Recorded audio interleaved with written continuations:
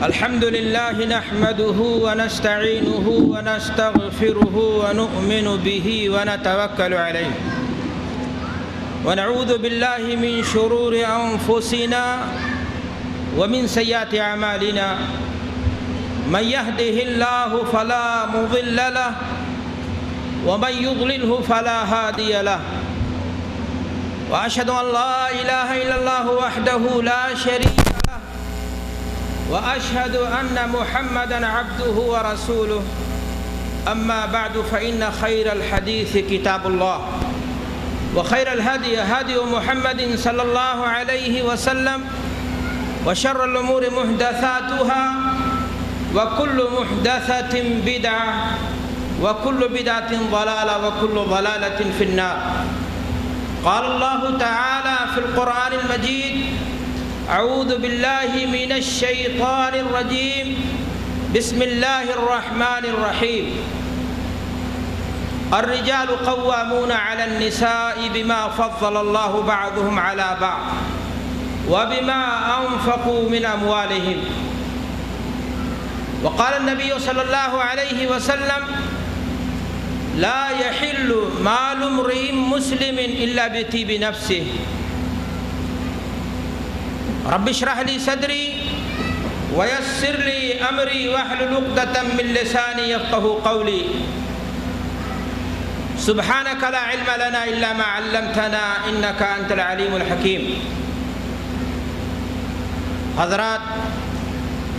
علماء کرام، کارکنان اسلامک دعویٰ سینٹر خبر الہدایہ، پاس پڑوس کی بستیوں سے، مختلف شرکات، کمپنیوں، دکانوں اور مکانوں سے تشریف لائے ہوئے معزز سامعین، پروگرام میں شریک خواتین، بیٹیاں، مائیں اور بہنیں، میرے لیے یہ سعادت کی بات ہے، خوشی اور مسرت کی بات ہے کہ رمضان المبارک کی اس بابرکت مہینے میں محض اللہ کی توفیق سے آپ سے ملاقات ہو رہی ہے اور دین کی کچھ باتیں بطور تذکیر آپ کے سامنے پیش کرنے کے لیے کھڑا ہو گیا. میں اس عطائے ربانی پر سب سے پہلے اللہ تبارک و تعالیٰ کا شکر ادا کرنا چاہتا ہوں اور اس کے بعد اپنے ان تمام احباب، تمام متعاونین، ہر اس شخص کا جس کی ادنا سی بھی کوشش اس دینی مجلس کو، محفل کو سجانے میں، سنوارنے میں، کامیاب بنانے میں رہی ہے، میں اس کا بھی شکریہ ادا کرنا چاہتا ہوں. بالخصوص ہمارے اور ہم سب کے بزرگ مربی فضیلت الشیخ شیخ منیر قمر صاحب حفظہ اللہ، ہمارے بزرگ بھائی استاذ کے مرتبے میں شیخ عبدالسلام صاحب مدنی حفظہ اللہ، شیخ شمس الزمان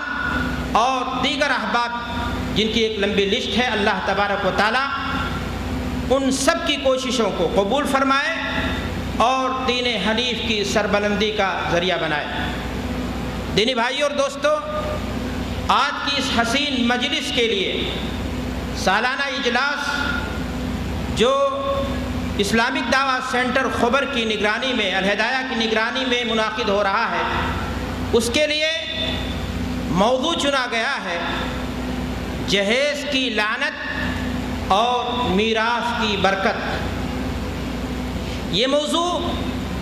بڑا ہی اہم ہے، کافی حساس ہے. عصر حاضر کے اعتبار سے اگر دیکھا جائے تو وقت کا یہ سلگتا ہوا موضوع ہے. ہمارا معاشرہ، ہمارا سماج، ہماری سوسائٹی آج جن داخلی فتنوں سے، جن داخلی پریشانیوں سے، مشکلات سے دوچار ہے اور جن چیلنجوں کا اسے سامنا ہے، انہی میں سے ایک بڑا چیلنج رسم جہیز بھی ہے. بولنے میں یہ لفظ بہت مختصر ہے،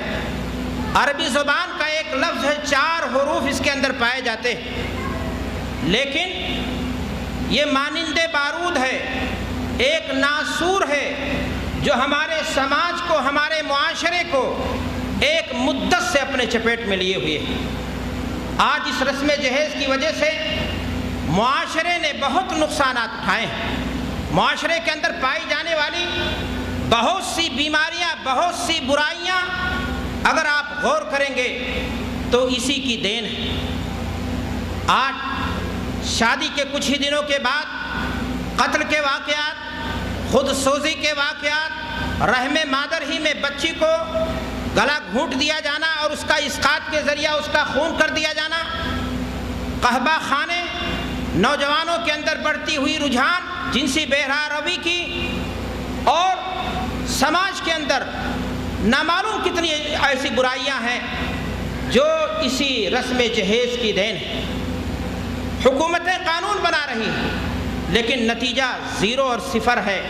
مرض بڑھتا گیا جوں جوں دوا کی۔ وجہ ہم ہیں، ہمارا سماج ہے، ہمارا معاشرہ ہے۔ حکومتیں سخت سے سخت قانون بنا دیتی ہیں لیکن قانون پر عمل کرنا، قانون کا احترام کرنا یہ افراد کی ذمہ داری ہوتی ہے۔ آج ہمارا سماج، ہمارا معاشرہ اور ہمارے معاشرے کے جو سربراہدہ لوگ ہیں، لگتا ایسا ہے کہ اس جانب بالکل سرد مہری کے شکار ہیں، اور اگر کسی کو احساس ہے، کسی کو کچھ فکر ہے تو وہ بھی کہیں نہ کہیں آپ دیکھیں گے کہ کوئی مثبت منصوبہ بنانے کے لیے تیار نہیں ہے، بلکہ وہ خود اس کی عملی زندگی کو اگر آپ دیکھیں گے تو کہیں نہ کہیں اس ناسور کا وہ بھی شکار ہے۔ میرے بھائیوں اور دوستو،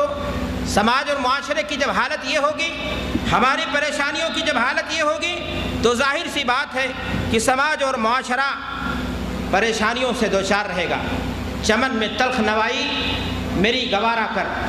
میں بڑے ادب کے ساتھ بزرگوں کی مجلس میں، بزرگوں کی موجودگی میں یہ کہنا چاہوں گا اور بڑے ہی معذرت کے ساتھ کہنا چاہوں گا کہ سماج اور معاشرے کے اندر بہت تیرے ایسے لوگ آپ کو ملیں گے جو غیر مسلم نہیں، مسلمان ہیں، جو عصری تعلیم کے پڑھے لکھے لوگ نہیں، بلکہ انہیں فاسق فاجر نہیں کہہ سکتے، دیندار لوگ ہیں، جن کی پیشانیاں سجدوں کے جھومر سے معمور ہیں، جن کے چہروں پر داڑھیاں ہیں، سنت سجائے ہوئے ہیں، ظاہر میں ان کی زندگی بڑی اچھی سی معلوم ہوتی ہے، لیکن اگر آپ غور کریں گے، ان کی زندگی کا جائزہ لیں گے تو پتہ یہ چلے گا کہ صوم و صلات کے پابند ہونے کے بعد آپ اگر اپنی بیٹی کا رشتہ ان کے پاس لے کر پہنچ جائیں تو وہ آپ کی بیٹی کے کردار کو، آپ کی بیٹی کی سیرت کو، آپ کی بیٹی کے اخلاق کو، اس کے علم کو، اس کی زندگی کو دیکھنے کے بجائے وہ آپ کے بارے میں زیادہ غور کرتے ہوئے نظر آتے ہیں۔ آپ تاجر ہیں یا نہیں، یا نارائی ہے یا نہیں، آپ کسی بڑے پوسٹ پر ہیں یا نہیں، خاموشی کے ساتھ کہا جا سکے تاکہ کہ بلا مانگے یہ جہیز ملا تھا، ہم نے مطالبہ نہیں کیا تھا، انہوں نے ہمیں تو بلا مانگے دیا ہے، اس ناطے ہم نے ہدیہ سمجھ کر کے کیا کیا ہے، قبول کر لیا ہے۔ یہ ہمارے سماج کی، میرے بھائیوں اور دوستوں، سچائی ہے کہ آج ہمارے بزرگوں کا معاملہ ہے کہ وہ گھر بسانے کے لیے، شادی خانہ آبادی کے لیے ایک بہو نہیں چاہیے انہیں، ایک بیوی نہیں چاہیے انہیں، بلکہ ATM چاہیے یا کمائی کی مشین چاہیے جہاں سے آزادی کے ساتھ وہ جتنا چاہیں اتنا وصول کرتے رہیں۔ میرے بھائیوں اور دوستو، ہادی برحق پیغمبر اعظم نے فرمایا تھا کہ عورت سے شادی 4 بنیادوں پر کی جاتی ہے۔ تنکح المرأة لأربع، لمالها ولحسبها ولجمالها ولدینها فاظفر بذات الدین تربت یداک۔ لوگوں، معاشرہ اور سماج 4 خوبیوں کی بنیاد پر ایک عورت میں 4 خوبیاں تلاش کرتا ہے، اور ان خوبیوں کو مد نظر رکھ کر کے کوئی بہو ڈھونڈتا ہے، کوئی بیوی ڈھونڈتا ہے، لیکن اے امت مسلمہ کے لوگوں، میری اقتدا کرنے والوں، تم دین کو ترجیح دو، تم سیرت و کردار کو ترجیح دو، تم اخلاق کو ترجیح دو، اور تم اگر ایسا نہیں کرو گے تو تمہارے ہاتھ خاک آلود ہو جائیں گے۔ اللہ کے نبی جناب محمد رسول اللہ صلی اللہ علیہ وسلم نے یہ بات فرمائی تھی، الدنیا کلھا متاع وخیر متاع الدنیا المرأۃ الصالحہ، دنیا پوری کی پوری دنیا یہ متاع ہے، سامان لطف ہے۔ اللہ کے نبی نے فرمایا تھا کہ ان سامان لطف میں سب سے بہترین لطف کی چیز، دنیا کی سب سے بڑی نعمت اگر کوئی چیز ہے تو اللہ کے نبی نے فرمایا تھا کہ نیک بیوی ہے،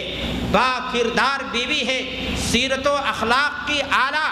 دیندار، نمازی، روزے دار، صوم و صلات کی پابند لڑکی ہے۔ اگر وہ تمہاری شریک حیات بن کر آئے گی تو تمہیں دنیا کی سب سے بڑی نعمت مل جائے گی۔ اللہ کے نبی جناب محمد الرسول اللہ صلی اللہ علیہ وسلم نے یہ بھی فرمایا تھا کہ نیک بیوی یہ نعمت ہے دنیا کی، اور اللہ تبارک و تعالیٰ اگر کسی کو نیک بیوی نواز دیتا ہے تو اللہ تبارک و تعالیٰ اس کے آدھے دین پر اس کی مدد فرما دیتا ہے۔ اسے آدھے دین کے تعلق سے اللہ سے ڈرنا چاہیے۔ تو میرے بھائی اور دوستو، اللہ کے نبی جناب محمد الرسول اللہ صلی اللہ علیہ وسلم فرما رہے ہیں کہ گھر بسانا ہے، بیوی لانا ہے، بیٹے کے لیے بہو تلاش کرنی ہے، حسب و نسب کے غرور کو توڑ دو،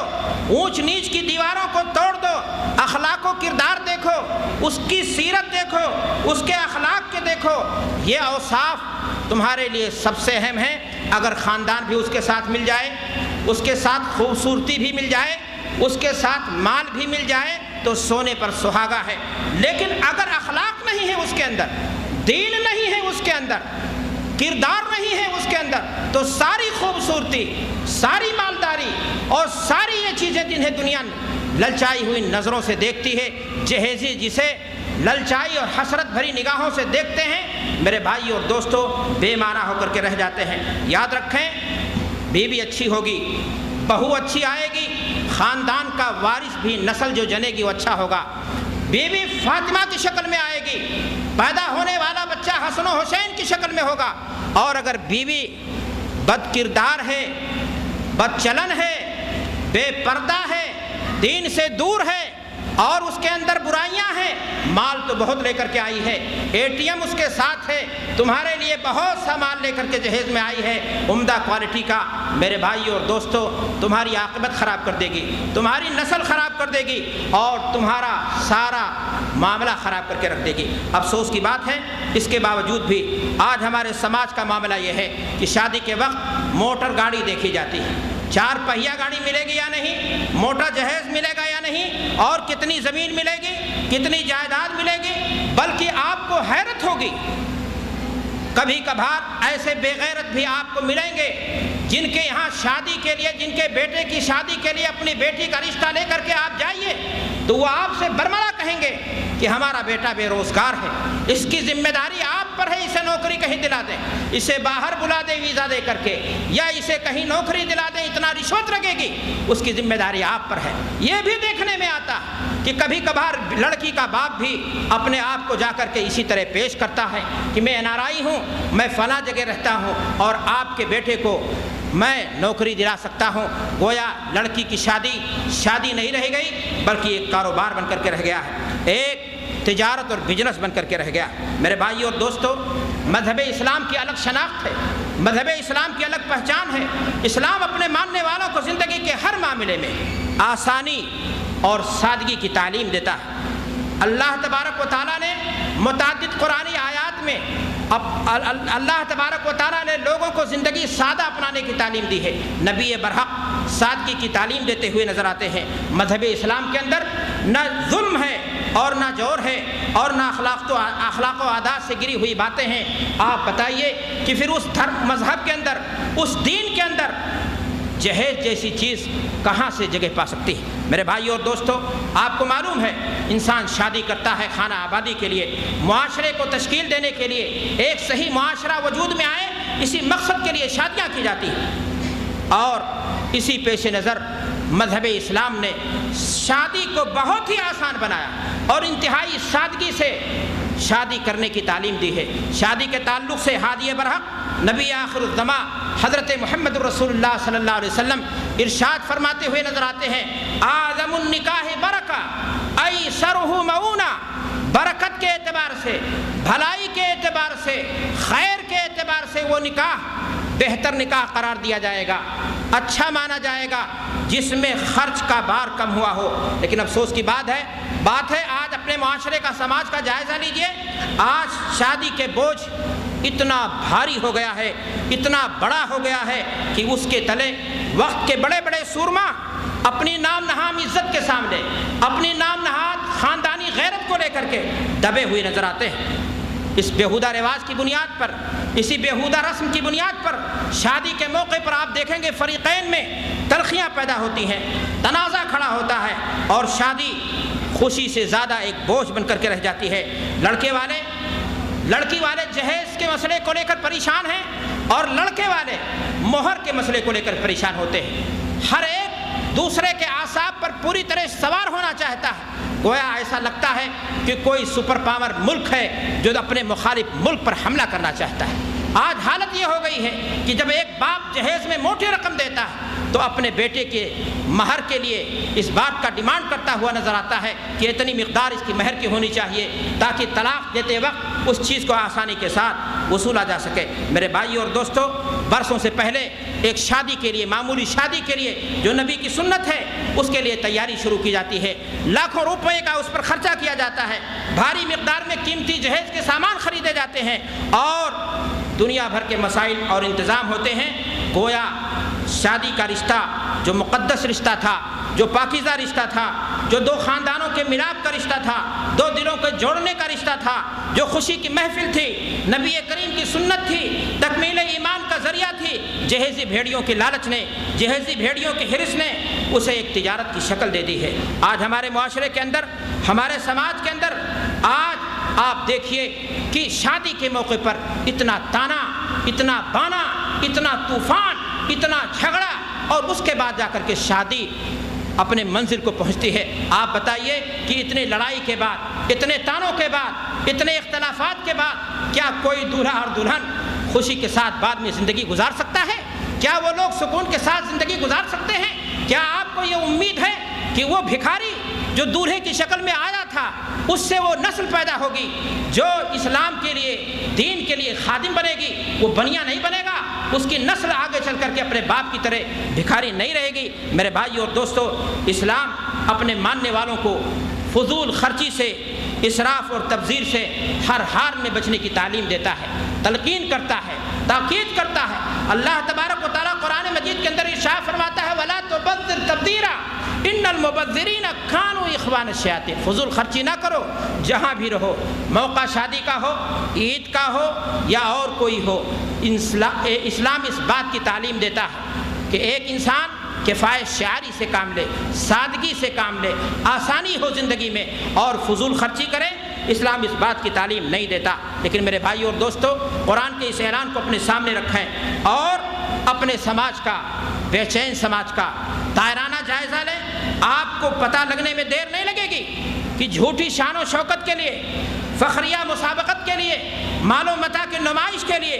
آج ہماری شادیاں، ہماری بچیوں کی شادیاں، ہماری بہنوں کی شادیاں کتنی تکلفات سے بھرپور ہیں، بد اخلاقی سے بھرپور ہیں. فضول خرچی کس حد تک آج ہماری زندگی کا حصہ بن گئی. میرے بھائی اور دوستو، آج کے دور میں شادی بیاہ میں جو فضول خرچی کی جاتی ہے، اگر اس کو دیکھا جائے مسلمانوں کی شادی میں، تو دیکھنے کے بعد یہ احساس ہی نہیں ہوتا ہے کہ ایک مسلمان خاندان کے یہاں شادی کی تقریب منعقد ہو رہی ہے، بلکہ کوئی فرق ہی نہیں نظر آتا ہے کہ یہ مسلمان کی شادی ہے یا غیر مسلمان کی شادی ہے. میرے بھائی اور دوستو، جہیز کی رسم اور یہ بیماری ہمارے معاشرے میں اس وقت اور لا علاج ہو جاتی ہے جب ہمارے معاشرے کے افراد، کچھ ایسے افراد جن کے پاس ناجائز طریقوں سے کمائی ہوئی دولت ہوتی ہے، سود بیاج کے دھندے ہوتے ہیں، پراپرٹی ڈیلنگ کے مسائل ہوتے ہیں، لوگوں کا خون چوس کر کے انہوں نے مال اکٹھا کر لیا ہوتا ہے اور اپنی نمائش کے لیے، اپنی پرسنالٹی بنانے کے لیے، اپنی حیثیت کو سنبھالنے کے لیے اس بدبختانہ رسم کو وہ سینچتے ہیں، آبیاری کرتے ہیں اور اس کو پروان چڑھاتے ہیں. اور آپ ایسے موقع پر دیکھیں گے اور کہیں گے کہ مال مفت ہے، دل بے رحم ہے، بھاڑ میں جائے عوام، بھاڑ میں جائے ہمارا سماج، بھاڑ میں جائے غریب ماں باپ اور ان کی شفقتیں. وہ اپنے پیسے کے بلبوتے پر लोगों का गोया मजाक उड़ा रहा होता है और समाज के लिए एक मुश्किल खड़ी कर रहा होता है। मेरे भाइयों और दोस्तों, आइए मैं आपको बताता हूँ कि मज़हब इस्लाम में सादगी के साथ शादी की मिसाल कैसे होती है। हज़रत अब्दुर्रहमान इब्न औफ रज़ियल्लाहु ताला अन्हु मशहूर सहाबी हैं, अशरे मुबश्शरा में से हैं। अल्लाह के नबी जनाब मोहम्मद रसूलुल्लाह सल्लल्लाहु अलैहि वसल्लम से करीबी रिश्ता भी है। अल्लाह के नबी जनाब मोहम्मद रसूलुल्लाह सल्लल्लाहु अलैहि वसल्लम की खिदमत में हाजिर होते हैं। अल्लाह के नबी सल्लल्लाहु अलैहि वसल्लम उनके कपड़े पर खुशबू का निशान देखते हैं, पूछते हैं साथी माजरा क्या है, बात क्या है। कहते हैं अल्लाह के रसूल सल्लल्लाहु अलैहि वसल्लम मैंने शादी कर ली, मैंने शादी बना ली है,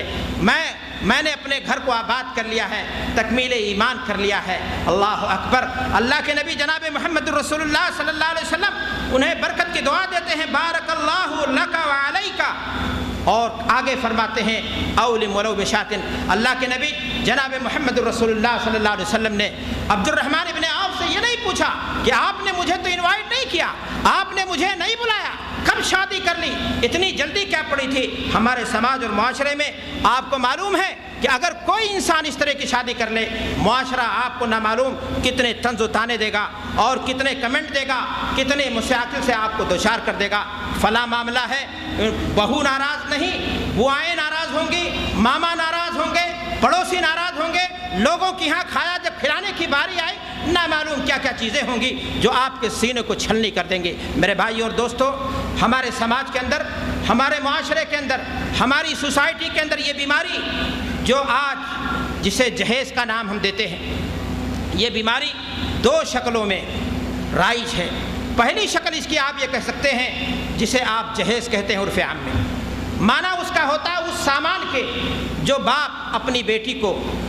शादी रुखसती के वक्त तकिया, गद्दा, मोटरसाइकिल, दीगर चीज़ों की शक्ल में देता है, चाहे मुतालबे पर देता है या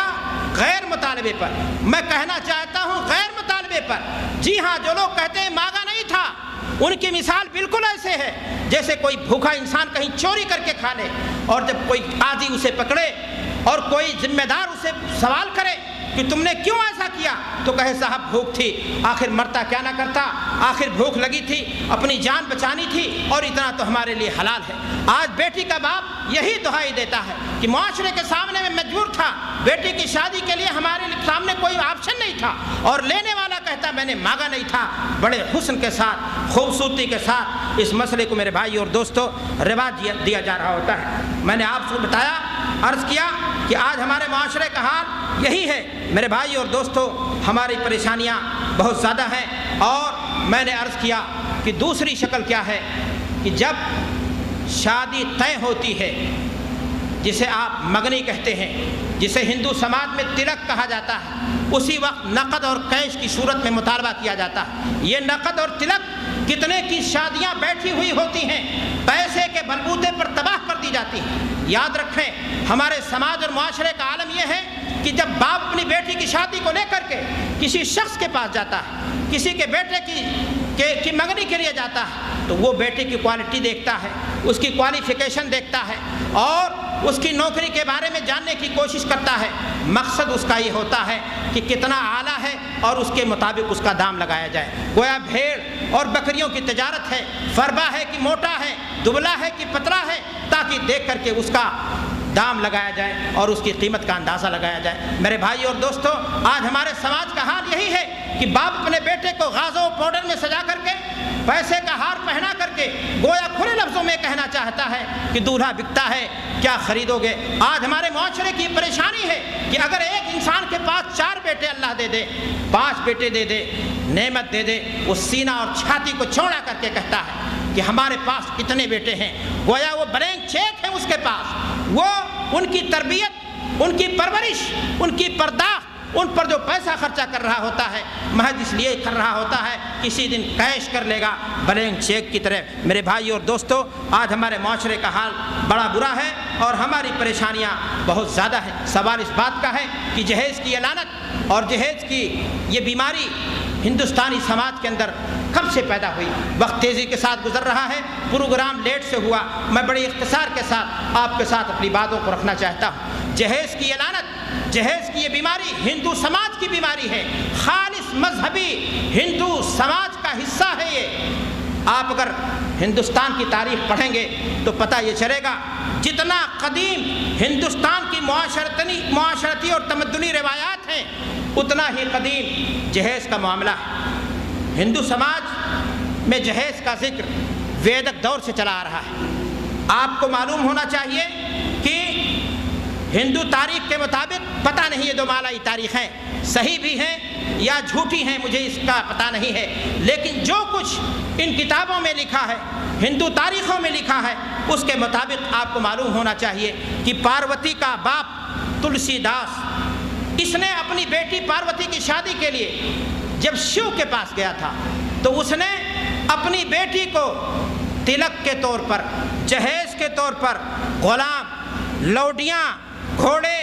ہاتھی، رتھ، کپڑوں اور ہیرے، جواہرات اور نامعلوم کیا کیا سامان تھے جو بیل گاڑیوں میں لاد کر کے اس نے بھیجا تھا۔ یہ خالص ان کے مذہبی رہنماؤں کا کام ہے۔ یہ صرف پاروتی کے والد کا معاملہ نہیں، ان کے دوسرے مذہبی رہنماؤں کے تعلق سے دیکھیں گے، ان کی زندگیوں کا مطالعہ کریں گے تو پتہ یہ چلے گا کہ یہ سماج جو ہندو سماج تھا، ان کے یہاں میراث کا مسئلہ نہیں تھا، ان کے ہاں لڑکیوں کو وراثت میں حصہ نہیں دیا جاتا۔ وہ شادی کے وقت تلک کے نام پر، جہیز کے نام پر جو کچھ دے سکتے ہیں اپنی بیٹیوں کو دے دیتے ہیں۔ افسوس کی بات ہے مسلمان بدقسمتی سے ہندوؤں کے ساتھ رہتا ہندوؤں کے سماج میں گھلتا ملتا چلا گیا۔ ہم نے انہیں سبحان اللہ الحمدللہ ضرور سکھا دیا، ماشاء اللہ ضرور سکھا دیا، لیکن یہ حقیقت ہے کہ سیریلوں کو دیکھنے کے ناطے، ہندوستانی فلموں کو دیکھنے کی وجہ سے آج ہمارے قوم کے افراد، ہماری قوم کے نوجوان کہیں نہ کہیں ہندوستانی تہذیب سے، بلکہ کہہ لیجئے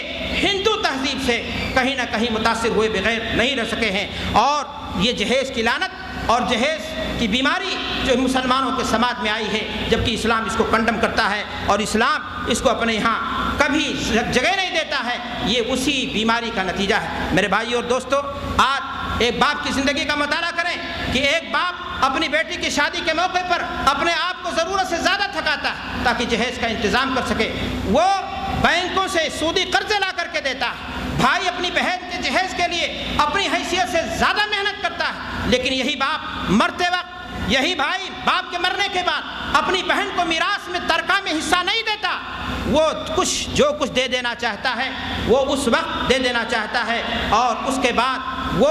اپنے آپ کو اس سے بری کر لینا چاہتا ہے۔ گویا جہیز دے کر کے، تلک دے کر کے اس نے اپنی بہن کا حق مار لیا۔ اور ہمارا سماج اگر اس معاشرے کو، اس برائی کو اپنے اندر ایسے پنپائے رہے گا تو بری طریقے سے بچیوں کے حقوق جو میراث میں ہیں وہ متاثر ہو رہے ہیں اور اس سے ایک ناانصافی اور ظلم کی کہانی لکھی جا رہی ہے۔ میرے بھائی اور دوستو، کتنی حیرت کی بات ہے، سوچنے اور غور کرنے کی چیز ہے کہ مذہب اسلام نے، دین اسلام نے، شریعت محمدی نے جس چیز کو فرض کیا تھا، ایک مسلمان باپ اس کو ترک کر رہا ہے، مسلمان بھائی اس کو ترک کر رہا ہے۔ جس کا حکم اللہ نے نہیں دیا تھا، اس کے نبی نے نہیں دیا تھا، جھوٹی شان کے لیے، خاندانی جاہ و حشمت کو بنانے کے لیے، اپنی پرسنالٹی کو دکھانے کے لیے سب سے بڑا فرض سمجھ کر کے ایک باپ، ایک بھائی، ایک بیٹا اپنے آپ کو اس میں پیش کر دیتا ہے۔ اور حیرت ہوتی ہے مجھے اس وقت، تعجب ہوتا ہے مجھے اس وقت جب اس کام کو کرنے والے دیندار طبقے کے لوگ بھی ہوتے ہیں، ایسے لوگ ہوتے ہیں جن کے چہروں پر داڑھیاں ہوتی ہیں، جو کسی دینی ادارے کے فارغ التحصیل ہوتے ہیں، کسی ادارے یا تنظیم کے ذمہ دار ہوتے ہیں، وہ بھی آناکانی کرتے ہیں اپنی بچیوں کو میراث میں حصہ دینے کے لیے۔ اور نتیجہ یہ ہے کہ وہ جو کچھ ہے وہ جہیز دے کر کے چھٹی لے لینا چاہتے ہیں۔ میرے بھائی اور دوستو، میں عرض کرنا چاہتا ہوں کہ جہیز دے کر کے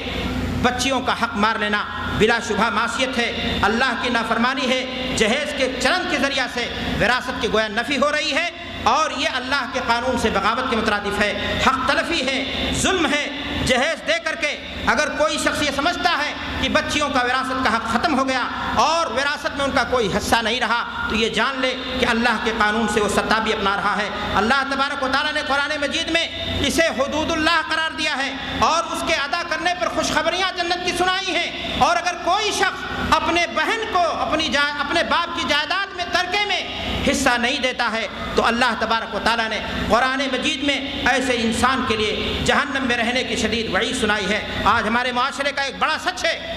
یہ بڑی حقیقت ہے، اس کو غور سے آپ سنیں۔ کوئی بہن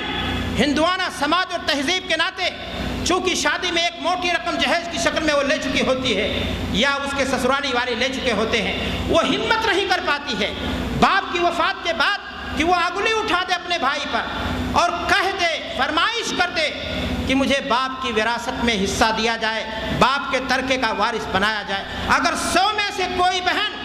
ہمت کر کے کہہ دے تو یقین مانیے کہ خاندان کے سارے لوگ، وہی بھائی اس سے رشتہ توڑ لے گا، اس کے گھر کے خاندان کے سارے لوگ اس سے رشتہ توڑ لیں گے، اور وہی بہن جو بہن تھی وہ دشمن بن جائے گی۔ حالانکہ میرے بھائی اور دوستو، شادی سے پہلے جس طرح بہن تھی، بیٹی تھی، وہ اس گھر میں ابھی بھی شادی کے بعد بھی بہن رہے گی، شادی کے بعد بھی بیٹی رہے گی، اور اس کا تعلق اس خاندان سے اسی طرح برقرار رہے گا جس طرح پہلے تھا، اور اس کے ساتھ ہمدردی کا،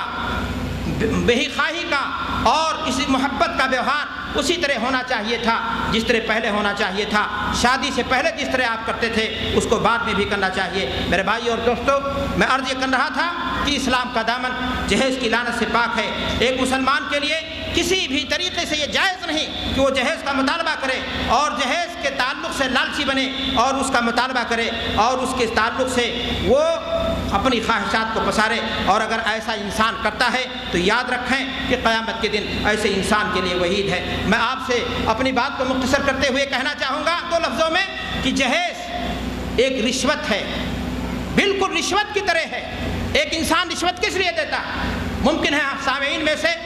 بہت سارے لوگ میری بات سے مخالفت کریں، میری رائے سے متفق نہ ہوں، علماء بیٹھے، میں ان کی عزت کرتا ہوں، انہیں مخالفت کا پورا حق ہے، لیکن میں بڑی جرأت کے ساتھ کہنا چاہتا ہوں کہ جہیز یہ رشوت سے کم تر گناہ نہیں ہے۔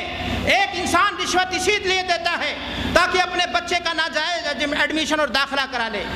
ایک انسان رشوت اس لیے دیتا ہے تاکہ وہ اپنی نوکری پکی کرا لے، جہاں اس کا حق نہیں بنتا ہے وہاں وہ اپنا حق بنا لے۔ آج معاشرے اور سماج کے اندر ایک انسان جہیز اسی لیے دیتا ہے تاکہ وہ دوسرے کی شادی توڑوا کر کے اپنی شادی لے لے، اپنے بچی کی شادی پکی کروا لے۔ ایسے واقعات بھی پیش آتے ہیں، اور اگر یہ واقعہ نہیں پیش آتا ہے کم سے کم تو باپ اسی لیے جہیز دیتا ہے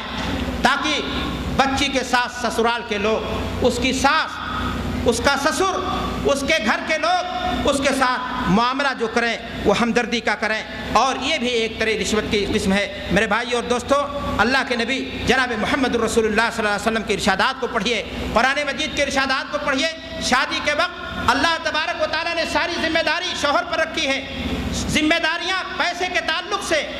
اسلام نے عورت پر نہیں رکھی ہے۔ اللہ کے نبی جناب محمد رسول اللہ صلی اللہ علیہ وسلم حدیث کے اندر ارشاد فرماتے ہیں، اد العلائق قالوا یا رسول اللہ ما العلائق قال ما تراض به الاهلون۔ عورتوں کے حقوق کو صحیح ڈھنگ سے ایک انسان کو ادا کر دینا یہ اس کی دینی ذمہ داری ہے۔ میرے بھائی اور دوستو، ایک انسان عورت کے مہر کو نہ دے، اس کے مہر کو کھا جائے، اس کے حقوق کو مار لے، یہ سب سے بڑا غاصب انسان ہے۔ اللہ کے نبی جناب محمد رسول اللہ صلی اللہ علیہ وسلم نے اس چیز کی تعلیم اور ترغیب دی ہے۔ جہیز کے نام پر کھائی جانے والی دولت بلا شبہ حرام ہے۔ قرآن مجید میں اللہ تبارک و تعالیٰ ارشاد فرماتا ہے، وَلَا تَأْكُلُوا أَمْوَالَكُمْ بَيْنَكُمْ بِالْبَاطِلِ۔ میرے بھائیو، اللہ تعلیم دے رہا ہے کہ باطل طریقے سے کسی کا مال نہ کھاؤ۔ لا يحل مال امرئ مسلم الا بطیب نفس۔ جب تک انسان خوشی سے نہ کوئی مال دے، اس کے مال کو کھانا آپ کے لیے جائز نہیں ہے۔ کوئی انسان جہیز سودی بینکوں سے لا کر کے اپنی بیٹی کو خوشی سے نہیں دیتا ہے۔ معاف کیجئے گا، جو لوگ کہتے ہیں کہ ہم خوشی کے ساتھ دے رہے ہیں وہ جھوٹ بول رہے ہیں اور وہ دھوکہ دے رہے ہیں۔ سماج اور معاشرے کے دباؤ میں، اپنے رشتہ داروں کے دباؤ میں یہ کام ہر انسان کو کرنا پڑ جا رہا ہے۔ میرے بھائی اور دوستو، عرض یہ کر رہا تھا کہ لڑکی کے والدین لڑکی پیدا کرنے کے بعد یہ ان کا کوئی قصور نہیں ہے، کوئی جرم نہیں ہے کہ اس کو پالیں، وہ جوانی کی منزل تک پہنچ جائے تو آپ کے حوالے کر دیں، اور جب حوالے کریں تو لاکھ 10 لاکھ 10-20 لاکھ آپ کو جہیز کے نام پر بھی دیں۔ یہ ان کی کون سی غلطی تھی جس غلطی کی انہیں سزا دی جا رہی ہے؟ اللہ کے نبی جناب محمد رسول اللہ صلی اللہ علیہ وسلم نے تو لڑکیوں کی پیدائش پر اللہ کے نبی نے بشارت دی تھی۔ تاریخ کا ورق الٹیں، اخبارات کی دنیا کو پڑھیں، آپ کو پتہ چلے گا ہر روز ہندوستان کے اندر جہیز کی ستی ہونے والی عورتیں، ان کی تعداد، یہ سروے رپورٹ ہے میرے بھائیوں، کہا جاتا ہے کہ ہر گھنٹے میں ہندوستان کے اندر صرف ایک عورت جہیز کی کی بلی چڑھ جاتی ہے۔ جہیز کی کم لانے کی بنیاد پر یا تو خود سوزی کر لیتی ہے یا اس کے سسرالی اسے مار ڈالتے ہیں یا اسے اتنا تنگ کرتے ہیں، اتنا پریشان کرتے ہیں کہ کوئی نہ کوئی ایسا انہونا کام کر لیتی ہے جو اس کے لیے مناسب نہیں ہوتا ہے۔ ہمارے معاشرے میں جب جہیز کی بات آتی ہے، جہیز کے لینے دینے کی بات آتی ہے تو لوگ بڑی خوبصورتی کے ساتھ یہ کہنے کی کوشش کرتے ہیں کہ جہیز لینا اور دینا تو جائز ہے۔ اللہ کے نبی جناب محمد الرسول اللہ صلی اللہ علیہ وسلم نے اپنے لخت جگر فاطمہ کو جہیز دیا تھا، سنت نبی بھی ہے، اس پہ عمل پیرا ہونے میں کوئی حرج نہیں ہے، اور کوئی انسان اگر چاہے تو اپنی بچی کو جہیز دے سکتا ہے۔ میرے بھائی اور دوستو، بڑے بڑے خطبہ ہیں جو چرب زبانی سے کام لیتے ہیں، خوب واویلا مچاتے ہیں اور سیدہ فاطمہ کے اس واقعے کو بنیاد بناتے ہیں۔ میں عرض کرنا چاہوں گا کہ سیدہ فاطمہ رضی اللہ تعالی عنہا کو اللہ کے نبی جناب محمد رسول اللہ صلی اللہ علیہ وسلم نے وداع کرتے وقت، اپنی بیٹی کو رخصتی کرتے وقت جو کچھ سامان دیا تھا، آپ اس کو صحیح معلومات رکھیں، پڑھیں۔ مسند احمد کی روایت ہے، اللہ کے نبی جناب محمد رسول اللہ صلی اللہ علیہ وسلم نے جب علی کو داماد چنا اور یہ فیصلہ ہوا کہ اپنی بیٹی فاطمہ کا ہاتھ حضرت علی رضی اللہ تعالیٰ عنہ کے ہاتھ میں دیں گے، تو اللہ کے رسول صلی اللہ علیہ وسلم نے علی رضی اللہ تعالیٰ عنہ سے کہا تھا کہ علی تمہارے پاس مہر میں دینے کے لیے کیا چیز ہے؟ حضرت علی رضی اللہ تعالیٰ عنہ نے فرمایا کہ اے اللہ کے رسول صلی اللہ علیہ وسلم، میرے پاس ایک گھوڑا ہے اور ایک زرہ ہے۔ اللہ کے نبی صلی اللہ علیہ وسلم نے فرمایا کہ گھوڑا رکھ لو، جہاد میں کام آئے گا، لیکن زرہ بیچ دو۔ حضرت علی رضی اللہ تعالیٰ عنہ نے زرہ بیچ دی، اور زرہ بیچنے کے بعد اللہ کے نبی جناب محمد رسول اللہ صلی اللہ علیہ وسلم کی خدمت میں لا کر کے اس کی قیمت کو پیش کر دیا۔ اللہ کے نبی صلی اللہ علیہ وسلم نے اسی قیمت سے حضرت فاطمہ کو جہیز دینے کے لیے پیسہ دیا، اور اللہ کے نبی صلی اللہ حضرت علی کو دیا، اور اسی پیسے میں سے اللہ کے رسول جناب محمد رسول اللہ صلی اللہ علیہ وسلم نے حضرت فاطمہ رضی اللہ تعالی عنہا کے لیے کچھ ضروری سامان، ایسے ضروری سامان کہ کیونکہ فاطمہ ایسے گھر کے اندر جا رہی تھی جو گھر خالی تھا، ویرانہ تھا، جہاں زندگی گزارنے کے لیے شادی کے بعد نہ کوئی تکیہ تھا، نہ کوئی چارپائی تھی، نہ کوئی اور دیگر پریشانیاں تھیں۔ اللہ کے رسول صلی اللہ علیہ وسلم نے یہ ضروری سامان مہیا کرائے تھے۔ میرے بھائی اور دوستو، میں عرض کرنا چاہتا ہوں کہ اگر کوئی شخص کھینچ تان کر کے یہ کہنے کی کوشش کرتا نہیں فلاں جگہ یہ ثابت ہے کہ اللہ کے رسول صلی اللہ علیہ وسلم نے اس پیسے سے فاطمہ رضی اللہ تعالی عنہا کو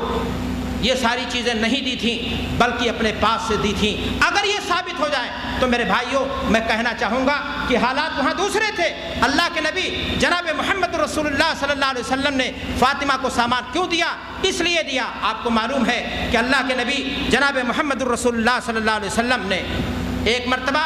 اپنے چچا ابو طالب کی پریشانیوں کو دیکھتے ہوئے حضرت رسول اکرم صلی اللہ علیہ وسلم نے اپنے دوسرے چچا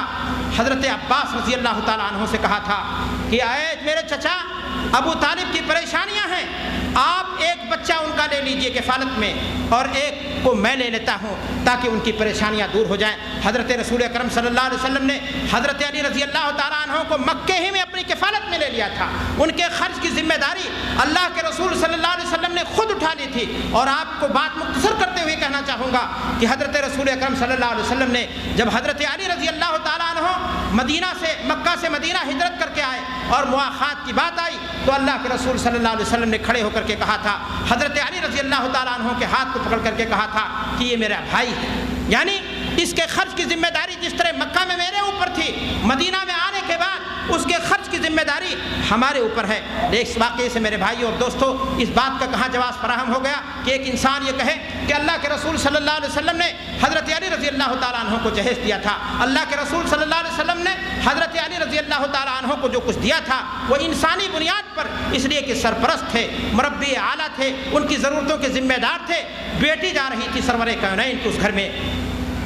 داماد بن رہے تھے علی مرتضیٰ رضی اللہ تعالیٰ عنہ، لیکن آپ سے میں پوچھنا چاہتا ہوں کہ کیا خاندان رسالت میں حضرت فاطمہ الزہرا کے پورے خاندان میں آپ کے ماما،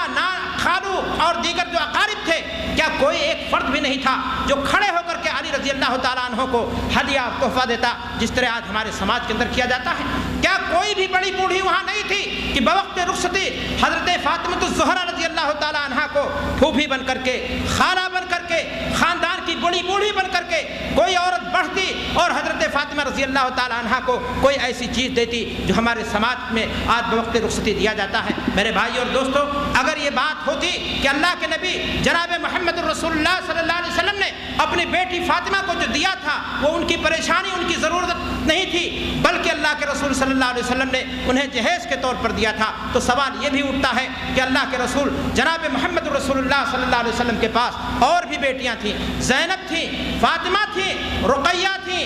ام کلثوم تھیں۔ صرف زینب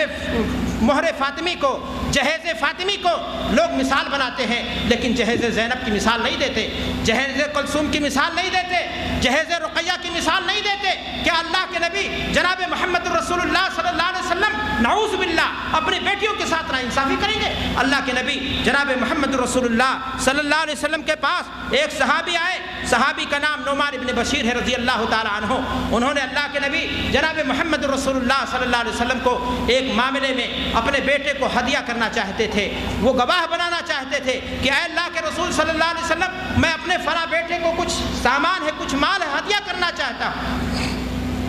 اللہ کے نبی جو منصف تھے، جن کے یہاں ترازوئے عدل میں کبھی پسنگھا نہیں آتا تھا، اللہ کے نبی جناب محمد رسول اللہ صلی اللہ علیہ وسلم عرض کرتے ہیں، نعمان ابن بشیر سے مخاطب ہوتے ہیں کہ آپ نے کیا اپنے تمام بیٹوں کو اسی طرح سے دیا ہے؟ صحابی نے عرض کیا، لا یا رسول اللہ، اے اللہ کے رسول، میں نے ایسا تو نہیں کیا ہے۔ جناب نبی کریم محمد رسول اللہ صلی اللہ علیہ وسلم گویا ہوتے ہیں، فلا تشہدنی اذن فإنی لا اشہد علی جور، پھر ہمیں گواہ نہ بناؤ، ظلم پر میں گواہ نہیں بن سکتا ہوں۔ اللہ کے نبی جناب محمد رسول اللہ صلی اللہ علیہ وسلم فرما رہے ہیں کہ آپ نے اپنی ساری اولاد کو دیا؟ اللہ کے رسول فرما رہے ہیں اگر ساری اولاد کو نہیں دیا ہے تو میں تمہارے اس معاملے میں گواہی بننے کے لیے تیار نہیں ہوں۔ اللہ کے نبی جناب محمد رسول اللہ صلی اللہ علیہ وسلم ایک اور دوسری حدیث کے اندر ارشاد فرماتے ہیں، روایت غالباً سنن بہقی کی روایت ہے، اللہ کے نبی صلی اللہ علیہ وسلم فرماتے ہیں، اتقوا اللہ واعدلوا بین اولادکم، اللہ سے ڈرو اور اولاد کو عطیہ دینے میں مساوات رکھو، برابری رکھو۔ ایک باپ ایک بیٹے کو نوازے، ایک باپ ایک بیٹی کو جہیز دے، ایک باپ دوسرے بیٹی کو جہیز نہ دے۔ اللہ کے نبی جناب محمد رسول اللہ صلی اللہ علیہ وسلم خود فرما رہے ہیں کہ اگر میں نہیں انصاف کروں گا تو پھر کون انصاف کرے گا؟ یہ کون سا انصاف ہے میرے بھائیوں کہ کہا یہ جائے کہ اللہ کے نبی جناب محمد رسول اللہ صلی اللہ علیہ وسلم نے اپنی بیٹی فاطمہ کو تو جہیز دیا لیکن زینب کو نہیں دیا، رقیہ کو نہیں دیا، کلثوم کو نہیں دیا۔ سوال یہاں یہ بھی اٹھتا ہے کہ اللہ کے نبی جناب محمد رسول اللہ صلی اللہ علیہ وسلم نے شادی کی، آپ نے ایک نہیں کئی عورتوں سے شادی کی۔ امہات المومنین میں سے کتنی عورتیں تھیں کہ اللہ کے نبی صلی اللہ علیہ وسلم کے پاس وہ جہیز کا سامان لے کر کے آئی تھیں۔ سوال یہ بھی اٹھتا ہے میرے بھائی اور دوستوں کہ اللہ کے رسول صلی اللہ علیہ وسلم نے صحابہ میں سے کتنوں کی نکاحیں پڑھائی ہیں اور کتنے لوگوں کے نکاح آپ کے سامنے ہوئے ہیں؟ کس صحابی کی شادی میں اللہ کے رسول صلی اللہ علیہ وسلم نے جہیز کا سامان دیکھا تھا؟ افسوس کی بات ہے، نہ تو فقہائے دین نے اس کام کو دین سمجھا، نہ ائمہ دین نے فقہ کی کتابوں میں اس چیز کا باب باندھا، نہ محدثین کرام نے جہیز کا باب باندھا، نہ یہ عنوان شریعت میں قائم ہوا۔ یہ ہندوانہ رسم، یہ ہندو تہذیب کی علامت، یہ ہندو تہذیب کی بیماری نہ معلوم مسلمانوں کو کیسے لگ گئی۔ میرے بھائی اور دوستو، میں عرض یہ کرنا چاہتا تھا، ان تمام وضاحتوں کے باوجود بھی اگر کوئی شخص یہ کہتا ہے کہ آپ یہ بتائیے کہ میں اپنی بیٹی کو ایک بہت غریب شوہر سے شادی کرنا چاہتا ہوں، وہ دیندار ہے، مالدار نہیں ہے، اور اس کے یہاں علی کی طرح سونے کے لیے پلنگ نہیں ہے، چارپائی نہیں ہے، کیا میں اس کو یہ چیزیں دے سکتا ہوں یا نہیں؟ بلا شبہ دے دیجئے، لیکن انسانی بنیاد پر، شادی کے دن نہیں، دینے کے بعد کیمرے سے تصویریں مت لیجئے۔ ایک انسان کسی کی غریبی میں مدد کر سکتا ہے، کسی کی ضرورت کو پوری کر سکتا ہے، اور صحابی سے اس طرح کا واقعہ آتا ہے۔ ایک صحابی کے بارے میں ذکر کیا جاتا ہے کہ انہوں نے اپنی بیٹی کو اس طرح سے دیا تھا سامان، لیکن میرے بھائی اور دوستو، اسے پھر جہیز کا نام مت دو، وہ ایک انسانی ہمدردی کی بنیاد پر کیا جانے والا کام ہے۔ اللہ کے نبی جناب محمد رسول اللہ صلی اللہ علیہ وسلم نے جس بیٹی کو، اللہ کے رسول صلی اللہ علیہ وسلم نے جس بیٹی کی ولادت کو اللہ کے رسول صلی اللہ علیہ وسلم نے رحمت قرار دیا تھا، گھر میں اس کی آمد کو برکت قرار دیا تھا، اللہ کے نبی نے فرمایا تھا، من کانا लहू सलासु बनातिन यकफुरुहुन्ना व युअद्दिबुहुन्ना व युज़व्विजुहुन्ना वजबत लहू अल-जन्ना। जिस शख्स को अल्लाह ने 3 लड़कियां अता की हैं और उसने उनकी तालीम, इस्लामी तालीम के ज़ेवर से उन्हें आरास्ता पैरास्ता किया, उनकी तरबियत की, और जब वो बच्चियां बड़ी हो गईं और उनकी शादी अल्लाह उसने कर दी, तो अल्लाह के नबी फरमाते हैं कि अल्लाह तबारक व तआला ऐसे इंसान के लिए जन्नत को वाजिब कर देता है। मेरे भाइयों और दोस्तों, अफसोस की बात है आज हमारे बर्रे सगीर में, आज हमारे हिंदुस्तान के समाज में, किसी घर में, किसी ख़ानदान में अगर वो 3 बच्चियां पैदा हो जाएं तो वो बाइस रहमत नहीं रह जाती हैं, बाइस ज़हमत बन जाती हैं। आज बाप की नींदें पैदा होते ही हराम होने लगती हैं अगर किसी घर में 2-3 बेटियां पैदा हो जाएं कि हमारी इन बच्चियों का मुस्तकबिल क्या होगा, हमारी इन बच्चियों के साथ उनकी सास क्या मामला करेगी, ये किस घर जाएंगी, इनकी शादी कैसे हो पाएगी और इनके साथ क्या मामला होगा और क्या परेशानियां होंगी। और इसी अधेर-बुन में परेशान रहता है, पैदाइश के दिन ही से जहेज खरीदता है और उसके बाद वो नतीजा यहाँ तक आता है कि मेरे भाई और दोस्तों, वो ब्रेक लगा दिया शेख ने हमें मैं अर्ज़ ये कर रहा था कि जिन बेटियों को अल्लाह के रसूल सल्लल्लाहु अलैहि वसल्लम ने क्या करार दिया था, रहमत करार दिया था, आज वही बेटियां समाज के अंदर अपने माँ बाप के लिए ज़हमत बन गई है। मेरे भाई और दोस्तों, बेटियां भी किसी के बाप, अपने बाप के जिगर का टुकड़ा होती हैं। बेटियां आपके लिए बीवी बन कर के आ रही हैं, लेकिन मैं कहना चाहता हूँ कि यही बीवी किसी की माँ है, यही बीवी नबियों को अपने कोख से जन्म देती है, यही बीवी अपने आगोश में औलिया को तरबियत करती है। ये बीवी जब बेटी बन जाए, जब बीवी बन जाए, तो आखिर इसके साथ जुल्म क्यों किया जाए। ये जब लिबास पहन करके शादी का आए, आपके घर आए, तो उसे घूर करके तिरछी निगाहों से क्यों देखा जाए। ये सास जो अपनी बहू के साथ ये मामला करना चाहती है, हमारी बहनें बैठी हैं, हमारी बेटियां यहाँ बैठी हैं, हम उन सब से गुजारिश करना चाहते हैं कि आखिर वो भी तो किसी दिन बहू थी और वो बहू बन करके ही घर आई थी, लेकिन जब आपके घर बहू आती है तो उस बहू को बहू की निगाह से क्यों देखती हैं। आप अपनी बेटी के लिए रिश्ता ढूंढती हैं कि बिला जहेज के आपकी बेटी चली जाए, लेकिन जब बहू लाती हैं तो आप चाहती हैं कि आपकी बहू जहेज से लथपन करके आए। आप अपनी बेटी को शादी करते वक्त कितनी कारें देती हैं, कितनी फ्रिज देती हैं, कितने करोड़ देती हैं। जब आप चाहती हैं कि आपकी बेटियों की शादियां आसानी के साथ हो जाएं, तो आपकी यही ख्वाहिश होनी चाहिए कि दूसरों की बेटियां भी आसानी के साथ उनकी शादी हो जाए। मेरे भाई और दोस्तों, मैं ये भी कहना चाहूँगा कि यही सास जो कल बहू थी, ये नागिन बन करके डसती है अपनी बहू को, सताती है वो अपनी बहू को, उसे बेटी तस्लीम नहीं करती। अपनी बेटी के साथ उसका मामला मुशफ़िक़ाना होता है, हमदर्दाना होता है, शफ़क़त भरी माँ की तरह होता है, लेकिन उसी घर में जब बहू आती है तो उस घर बहू के साथ उसका मामला क्यों बदल जाता है। जब तुम्हारा मामला अपनी बहू के साथ सौकन की तरह रहेगा, नागन की तरह रहेगा, तो बहू का रिएक्शन भी लाजमी है। नतीजा क्या है? फसाद है। आज इसी जहेज़ की बुनियाद पर मैंने कहा बहुत सारे कसूर हैं, बहुत सारी परेशानियां हैं। ये लाशें, ये जलने के वाक़यात, ये बढ़ता हुआ समाज के अंदर नासूर और नामालूम कहवा खाने और दीगर परेशानियां, मेरे भाई और दोस्तों, इसी जहेज़ की देन है। अल्लाह से दुआ है कि परवरदिगार आलम हमें जहेज़ की लानत से बचाए, हमें अल्लाह तबारक व तआला दीन पर चलाए। हम दुआ करेंगे कि अल्लाह तबारक व तआला हमें मीरास में जो बच्चियों का हिस्सा होता है उसे अदा करने की तौफीक अता फरमाए। मैं अपने जवानों को खिताब करना चाहूँगा कि अपनी शादियों में आसानी पैदा करो और आज़म करो। मैं अपने बुज़ुर्गों से कहना चाहूँगा कि हिम्मत करो, हौसला करो और आज़म करके उठो कि हम अपनी बेटियों को सबसे पहला एक काम करेंगे कि उन्हें मीरास में हिस्सा ज़रूर देंगे। मेरे भाइयों, रोज़ी देने वाला अल्लाह है, भीख मांग करके कोई इंसान मालदार नहीं होता है। जहेज़ के सामान पर ऐश करने वाले ज़्यादा दिन तक सुकून से नहीं रह पाते। अपने हाथों में ताकत पैदा करो, अल्लाह की कमाई, अल्लाह की दी हुई रिज़्क़ पर भरोसा करो, अल्लाह की ज़मीन में निकलो और मर्दानगी और गैरत का सबूत दे। ऐसा इंसान लालची है, ऐसा इंसान बेगैरत होता है जो इस तरह की चीज़ें मांगता है। रब्बे करीम से दुआ है कि परवरदिगार आलम हमें दीन की समझ अता फरमाए और हमें दीन पर चलाए, और हम जब तक जिए ईमान इस्लाम पर जिए, जब हमारा खात्मा हो ईमान इस्लाम पर हो। व आखिर दावाना अल्हम्दुलिल्लाहि रब्बिल आलमीन। वस्सलामु अलैकुम व रहमतुल्लाहि व बरकातुहू। أعوذ بالله من الشيطان الرجيم. بسم الله الرحمن الرحيم. الحمد لله رب العالمين الرحمن الرحيم مالك يوم الدين إياك نعبد وإياك نستعين اهدنا الصراط المستقيم صراط الذين أنعمت عليهم غير المغضوب عليهم ولا الضالين